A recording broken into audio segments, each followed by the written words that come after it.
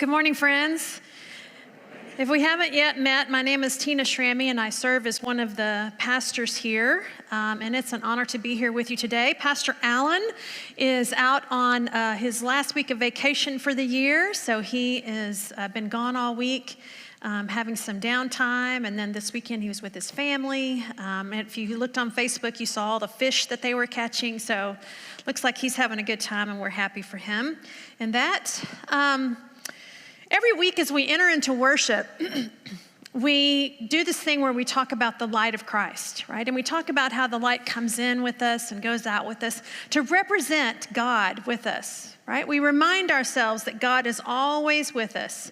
But I wonder if we don't sometimes think, I wish I felt like God was always with me, right? Have you ever thought that? Have you ever thought, oh yeah, I forget God is with me sometimes? If you're like me, sometimes you just forget, and that God, or maybe God is with us and we just fail to notice. We don't pay attention to the work of God around us or through us.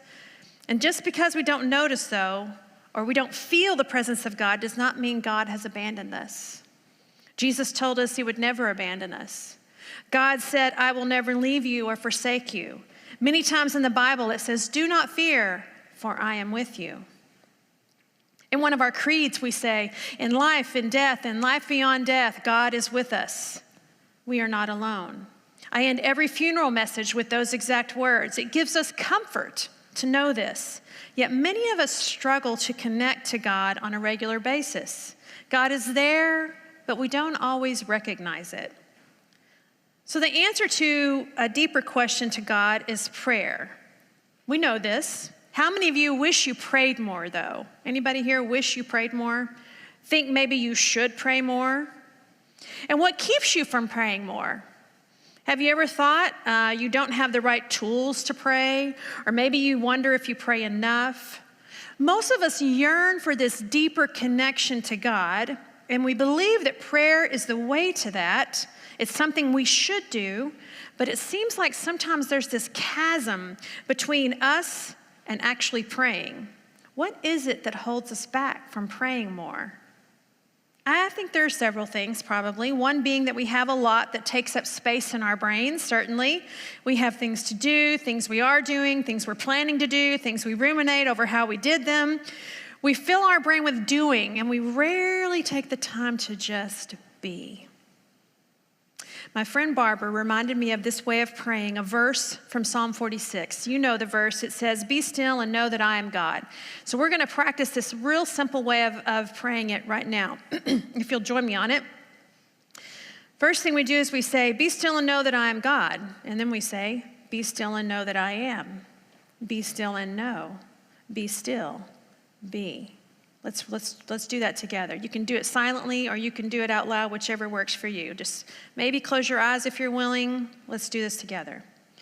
Be still and know that I am God.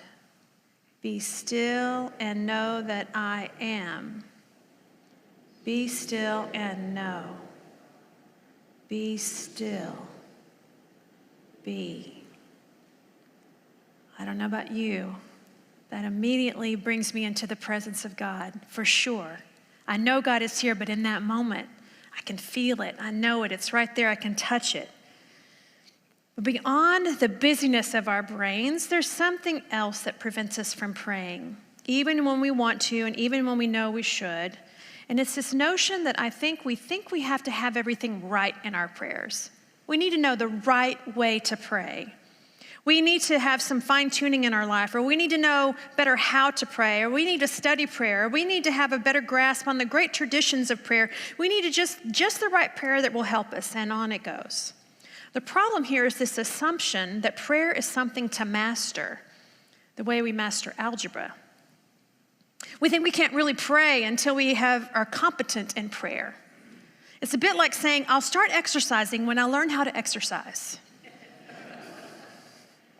But as a pastor, let me tell you this a secret about prayer. You ready? There is no secret to prayer. There is no right or wrong way to pray. Prayer can be spoken words, silent words, written words, no words at all. Prayer can be sitting in silence. Prayer can be reading the words of Scripture. Prayer can be meditating on one simple word or phrase. Prayer can be staring at a tree. Prayer is simply communion with the divine. Prayer is connection with God. How many of you have loved ones or friends that you can sit in silence with? And you don't feel apart from them.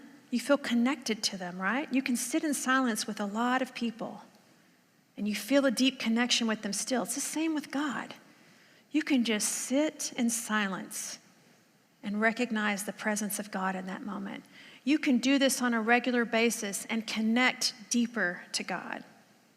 Different people connect in different ways. There's no right way to be with God. Sometimes in different seasons you connect with God in different ways. Prayer doesn't have to be mastered, and we don't have to be in control to pray.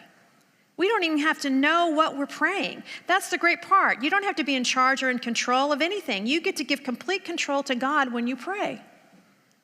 Scriptures tell us that the Spirit prays for us when we don't know what to pray. That's pretty groovy. I like that. In our verses today, Jesus says, "Abide in me as I abide in you." Abide means to act in accordance with. We are to act in accordance with Christ as Christ acts in accordance with us. This is not a one-time thing, though. It's not a prayer that you say in the morning and you leave it. Abiding is an ongoing process. So how do we do that? How do we pray without ceasing, as the first letter to the Thessalonians tells us? Well, that's what we're talking about today. Praying, a way of praying that is awareness itself. Prayer that is the awareness of the presence of God. What would your life look like if you were constantly aware of the presence of God? Take a moment right now and just imagine God with you. God is with you, beside you, around you. With this awareness, would you think and act differently? Would you slow down? Would you have more joy? Would you be more grateful, more at peace? Franciscan priest, and I believe our generation's greatest theologian, Richard Rohr, says this about being in that state of awareness of God's presence. So when you do this regularly, when you get into this constant mode of awareness, the secular becomes sacred. There are no longer two worlds. We no longer have to leave the secular world to find sacred space because they've come together. There's only one world, and it is the sacred one. There is no world where God is not. It is all sacred and holy. Wow. So as we learn to practice this prayer of awareness, we gain a different perspective. We are able to see the sacredness in all of creation, in our interactions with others, in our daily routine, in our mistakes, in our losses, in our pain, in the brokenness of others, in ourselves. What if this is the way God created it to be all along? In the Garden of Eden, all was perfect. Humans had all they needed. Nothing was unholy. Even the tree that was forbidden for them to eat was holy. It contained the knowledge of good and evil. What was unholy was Adam and Eve's desire to have that knowledge for themselves. They wanted to control. Instead of abiding in this perfect place in the presence of God, they sought control. They wanted to run their own lives more than they wanted God. But I think that state of being, like we imagined in the Garden of Eden, was the original plan and the way of life we all long to get back to. A place where we don't have to be in control, where we can let God guide us each day, each moment, each step, and where we can see the sacredness of all living things. Jesus lived in such a way. He moved from place to place, relying on God to lead him. He prayed formally on a regular basis, and he walked with God throughout the day. He was constantly aware of God's presence and will for his life. In the Hebrew Scriptures, we know that the temple divided reality into the holy world inside and the holy world outside. There were even degrees of this. The further inside the temple you were, the more holy you were. Then the Holy of Holies is what they called it, the very central room where only a few people could go. The further away from the temple you were, the less holy. This is why place is so important to the Hebrew people and to the Jewish people today. The temple was where holiness was. It's how we got the Wailing Wall. You guys have seen the Wailing Wall if you've been there, or if you've seen pictures of it, where Jewish people today will go and they'll pray and they stick little pieces of paper with their prayers in the wall.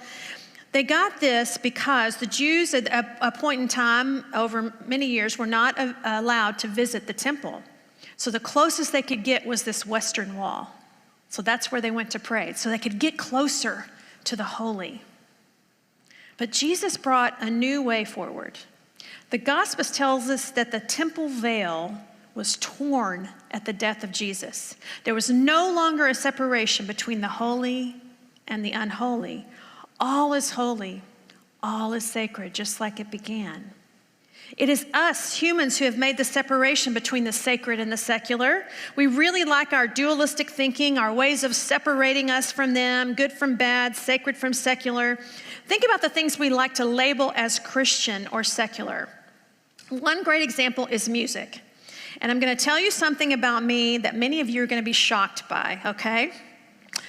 I love music, first of all kinds of music, from rock to classical, country, pop, hip hop, jazz, rap, all of it, all kinds of music. It's hard to find music that I really don't like. Now, there's some songs I don't like, but in general, I like all those genres, okay?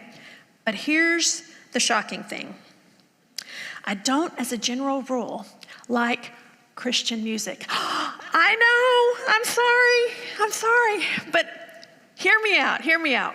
First of all, I don't mean all Christian music. There are plenty of songs that I do like, including many hymns and worship songs and some of the modern songs that we sing in the MCMC.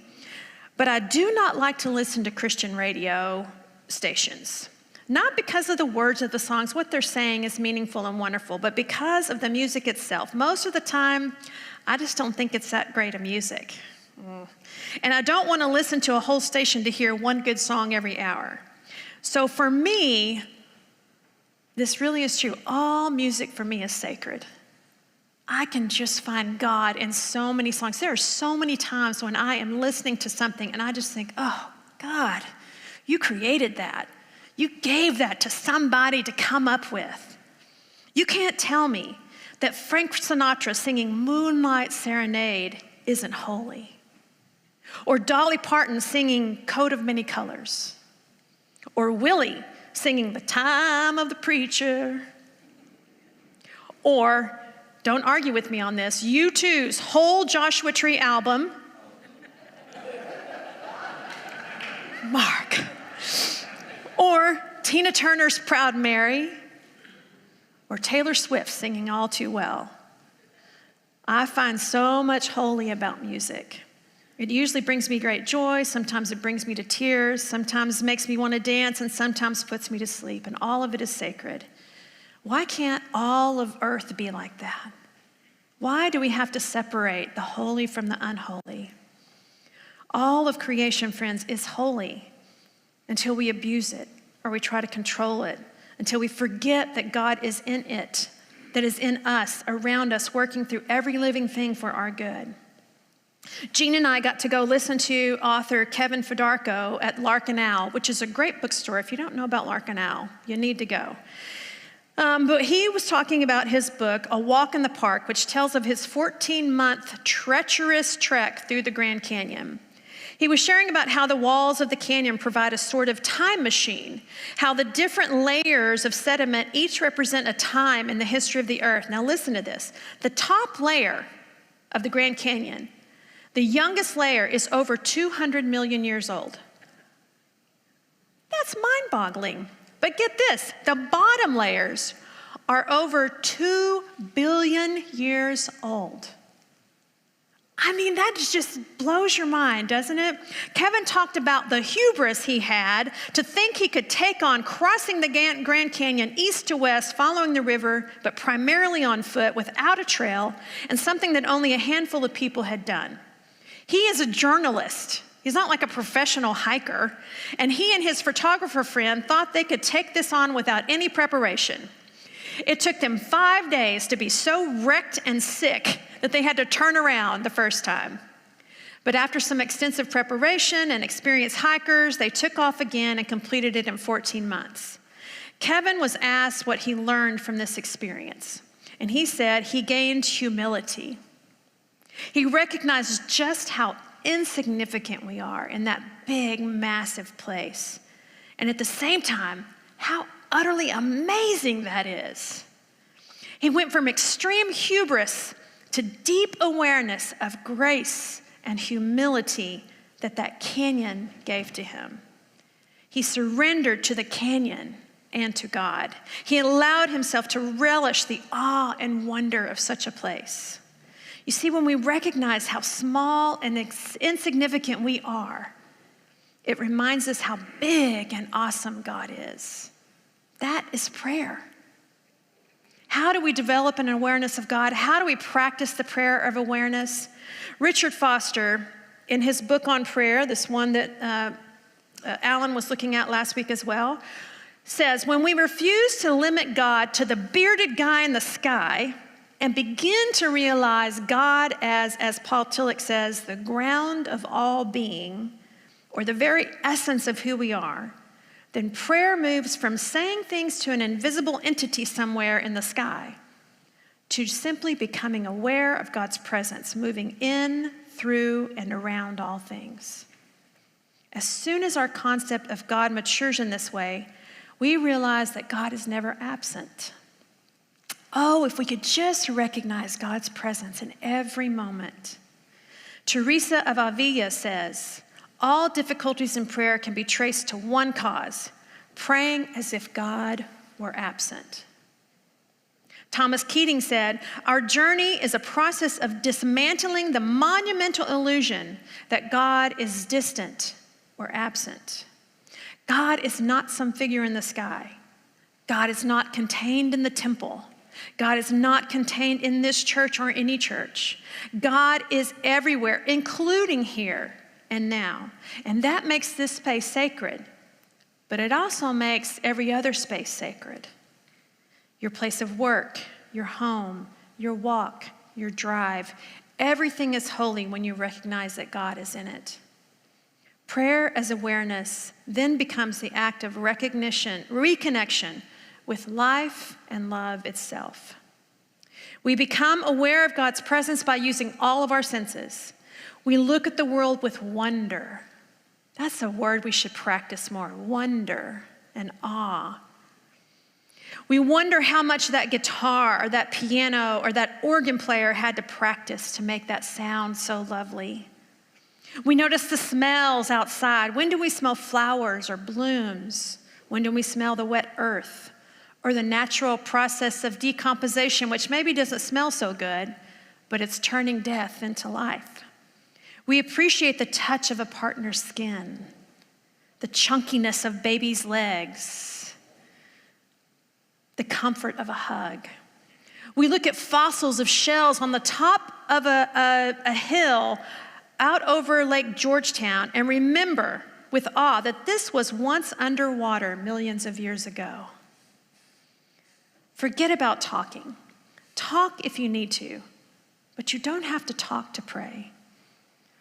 On the Camino, I allowed wonder and awe to take over so many times, and I talked to God about what I saw, but mostly I just smiled and I cried at the awesomeness of it all. And that's probably the greatest gift of my adventure on the Camino, the connection, a reconnection with everything that is holy and sacred. And I'm trying to continue that here in this world. People have been practicing the awareness of God for thousands of years. This is an ancient practice, not a new one. It was said of St. Francis that he seemed not so much a man praying as a prayer made into man. That's how I want to be. We are a distracted people. We find it hard to concentrate or pray for very long. So this practice of awareness as prayer allows us to focus on something outside of ourselves as well as inside. And we gain in our awareness as we do. This is a way of speaking peace into the chaos. I want to give you a challenge. I want you to set a timer for 2 times a day. We're just going to start with 2. Maybe you'll up it over time. But start with 2 times a day at a random time during the day, hopefully when you don't normally have a meeting scheduled, but maybe during your work day, maybe when you might be with other people. And that timer, I just want to remind you to look for God around you. Set 2 timers and say, and just look and think, where is God in this moment? And I guarantee you'll find God because God is there. The sort of practice in awareness provides the least resistance to connecting with God. It's a direct connection with God when you simply look and become aware of where God is. And that is the goal of prayer, complete union with our Creator. May the truth of God as ground of all being open your awareness to God's presence in, through, and around you. Amen.